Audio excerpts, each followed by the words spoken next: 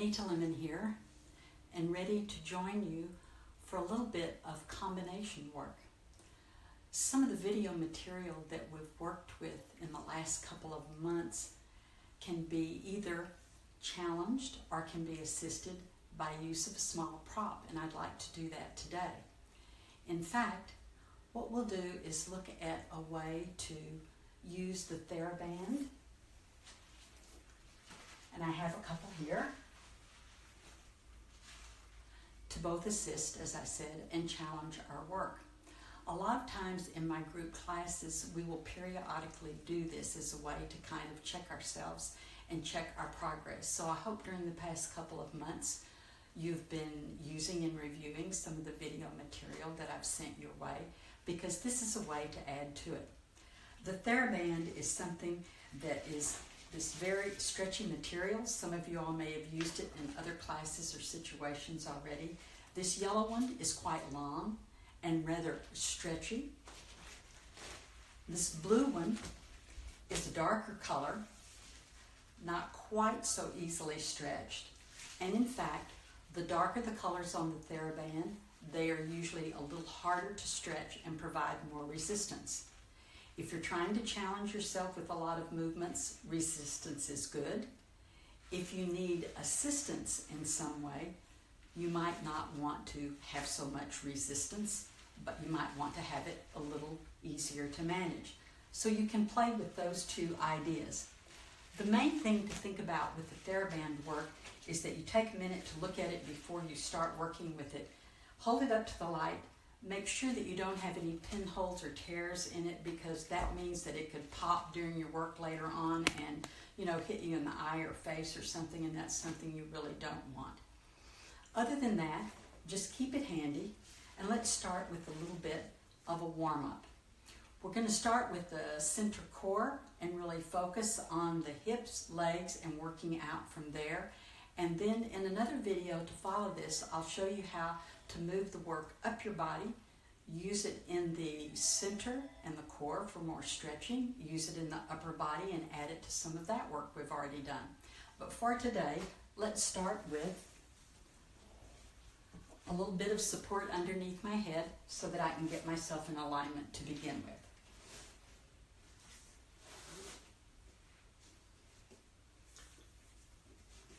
So I'm going for lengthen the torso from the very beginning, long from the bottom of my spine all the way up through the top of my head.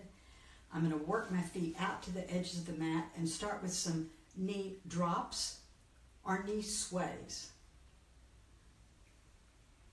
That gives me a chance to start to mobilize through the pelvis and the center of my body. I want to add inhales and exhales to that.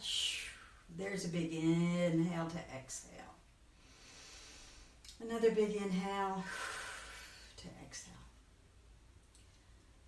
Remember, hooking up the breathing with movement begins to help us tap into that parasympathetic system and slow things down. Also, as you feel the weight of the legs and that lower body swing back and forth, you can take a pause. Feel the lengthening that's beginning to come in along the back and the hip, and that's a good thing. Once you've got that awake, bend the knees, draw the feet in so that you're lining up joints, feet, knees, everything underneath the hips. Open the arms and relax the back. Start with a little bit of a pelvic rock. I'm tipping my pelvis forward and back to start to mobilize it and lengthen my lower back so that it can come into play and help support too. Maybe I'm taking an inhale to rock forward, an exhale to rock back, using my abdominal muscles to pull me back rather than squeezing my buttock muscles to push me back. That would be one way to do it, but it doesn't really tap into this center yet. So after you're doing some pelvic rocking, you want to find that nice in-between place where things are quiet, neutral. The pelvis is heavy. You're engaging the abdominal muscles. Both hips are laying evenly on the mat, and you have your anchor. From there, I can decide to either keep those knees bent and the feet flat on the mat, or I can extend one leg out to help anchor. I'm going to do that so you can see what's going on a little better. Take an inhale, and as you exhale, draw that leg in towards the chest, onto my thigh here on the back, either way.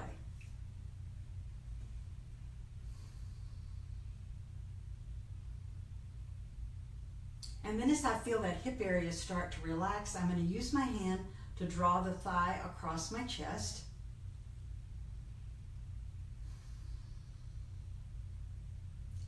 When I do that, I want to be sure to keep that hip down on the mat.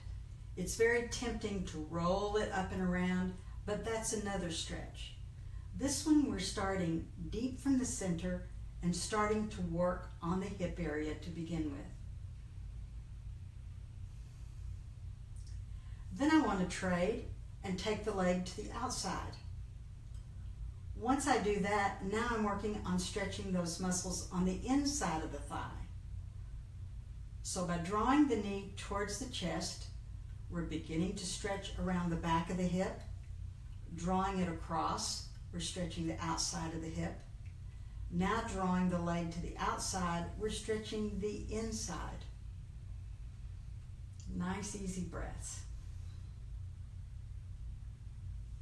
Draw the leg back, stretch it down, give it a little rock, maybe bend it a few times just to make sure you're staying in contact with it and it's staying awake.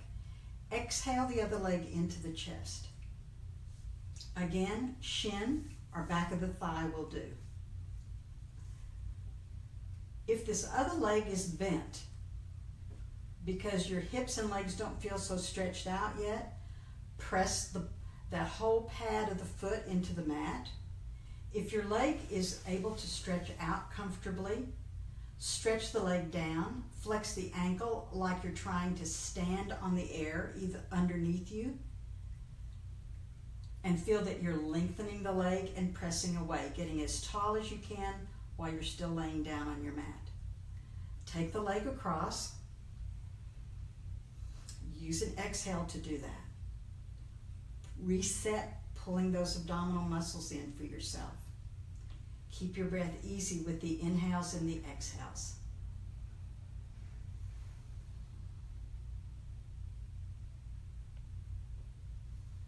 Trade and take that leg to the outside.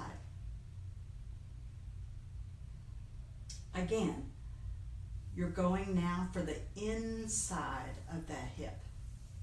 Feeling that muscle connected deep in there that's going to stretch away from the hip area. I'm giving a little bit of support underneath the leg so that the weight of the leg doesn't all of a sudden flip me over and disconnect me from the mat. I do want to stay square. Draw that leg up, in and down. Give it a little shake, a little roll. And then check out what you just did. Draw both knees in, put the hands on the knees, do some circling. Use an inhale and an exhale. See what those hip sockets feel like, because what you've been doing is getting some range of movement going in that hip socket. Reverse it. See if you can be comfortable in both directions. Give it a little wiggle back and forth.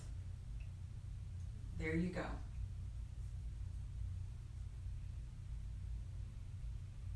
Now, if you want a good trick, here's one to try at your next party. Send one knee down and the other knee towards you, so you're circling in opposite directions. Yeah. This is a nice coordination. I might add that children and grandchildren are utterly fascinated with conquering this one. There you go. Then we want to take it a step further, don't we? So this is where our Theraband comes into play for us. We can use it as an assist. I'm going to lengthen one leg, stretch it down again. I'm going to use that same movement to draw the leg towards me. I'm going to find the middle of the Theraband, and we're going to wrap it around the arch of the foot, just one time. That way you have the length of these two ties out here to control with. Now I'm able to keep my chest nice and open, my elbows down, my back broad, and use the assistance of the Theraband to gently draw that long leg back towards me. Notice that by using the Theraband, I don't feel like I have to reach up on the leg or grab a strap or anything else. I can stay down on the Theraband, and if I feel like the back of my leg in this hamstring area, the calf, and along the ankle is starting to lengthen for me, then I can simply work my way up the Theraband a little and draw it down, and maybe draw that leg in a ½ inch more and get a little more stretch out of it. So we're gradually going from the hip socket further out on the leg with the assistance of the Theraband. To take it over to the side and stretch the outside of the thigh and the calf, again, I keep the hip down and I pull the leg across. I try to keep it nice and straight, and I try to keep an eye on the top of my thigh, my knee, my shin, and my ankle. I don't let the leg twist and bounce around. I keep my breathing in and breathing out nice and even.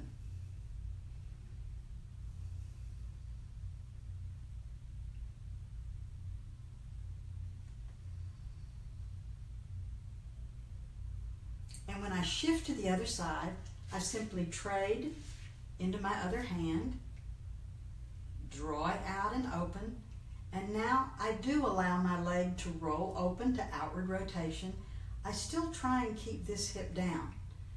That's a long length and a long lever and a long weight hanging out in space. So the temptation is to let my hip flip up. I don't want to do that. I want to keep strengthening through the abdominals and my lower back and keeping that pelvis anchored while I stretch the leg away from it. This continues to help stretch now the inside of the thigh going out and still the back of the leg. Then once you've done your 4 or 5 breaths here and you've hung on to it for 20 to 30 seconds, the nice thing is we've gone through the pattern of going to the same 3 places we went to originally. We can add a stretch for the front of the thigh because we have something to hook onto, our Theraband. So roll away from your leg, bend the knee, take the leg behind you, pull it over your shoulder. That way you don't have to reach or strain back.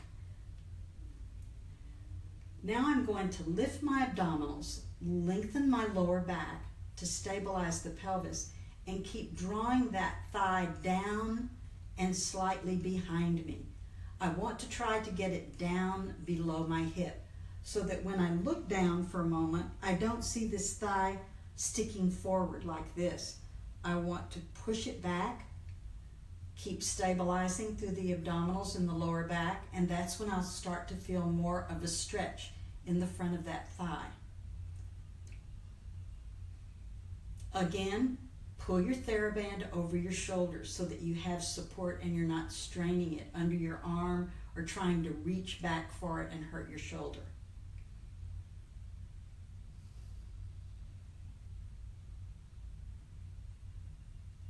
When you release, just unhook, roll that leg out, shake it, same idea.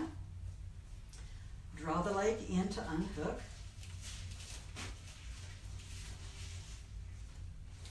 Find the center, give a wrap to the other leg.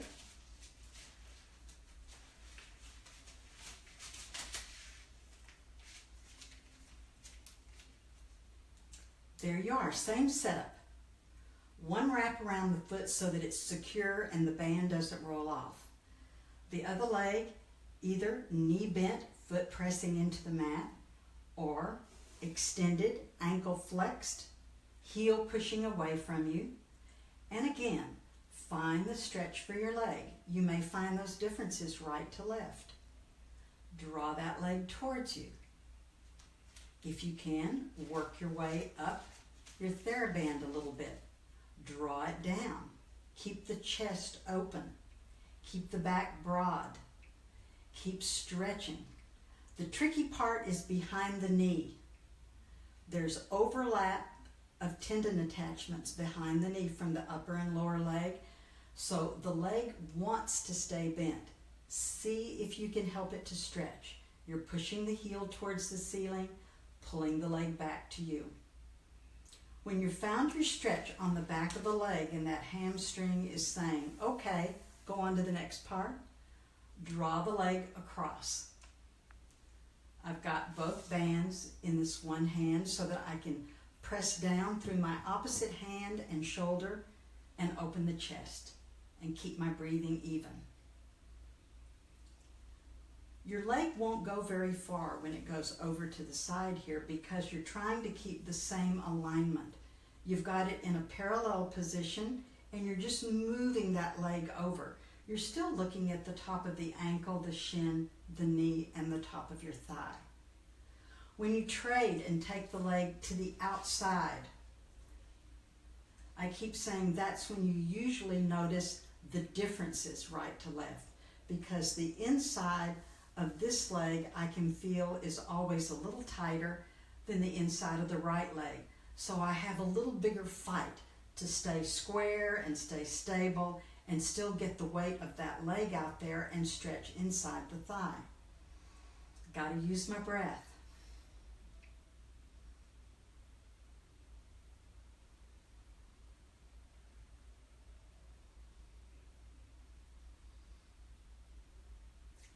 Then for the final stretch, we're going through the same places we did before. I'm rolling away from the leg, taking the leg behind me, bending the knee, going to the end of my Theraband, pulling it up over my shoulder. Again, I stabilize by lifting the abdominal muscles, lengthening my lower back muscles, pulling the thigh gently back so that that thigh bone is underneath my hip and it isn't poking forward. Then I see if I can find my breathing pattern, inhaling and exhaling again.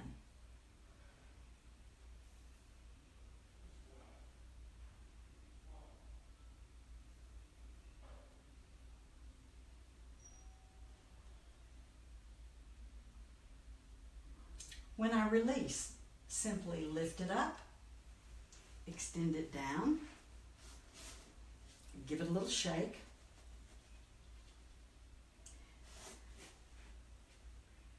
Then, if you remember in some of our earlier work, we used leg circles, finding range of movement.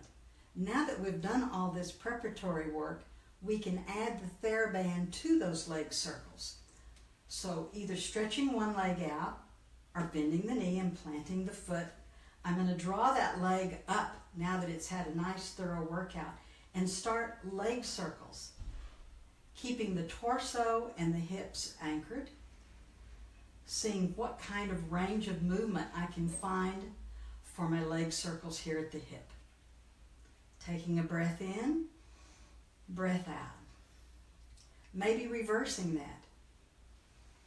Breathing in and out. You may notice if you've been practicing your leg circles, and I certainly hope you have been, that having the addition of the Theraband sort of smooths the effort out, makes it a little easier to draw a continuous circle and stay even all the way around and see if you can even out your movement. There you go. Let's try it on the other side. Unwrap.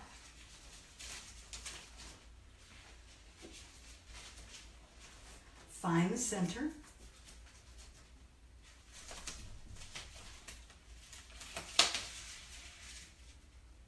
Anchor one side.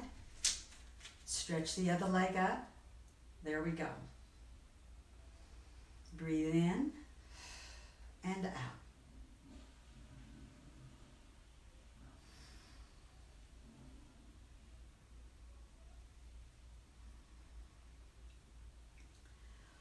of the things I like to do to challenge myself with the leg circles is to see if, as I reverse them, I can slightly enlarge them. That way I'm challenging myself to find a little bigger and bigger and bigger range of movement.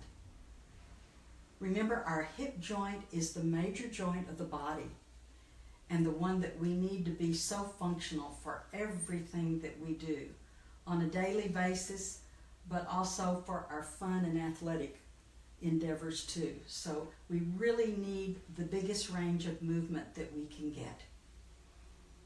Leg circles with the Theraband to finish off. So there you go. The challenge of your Theraband. Don't forget to practice it.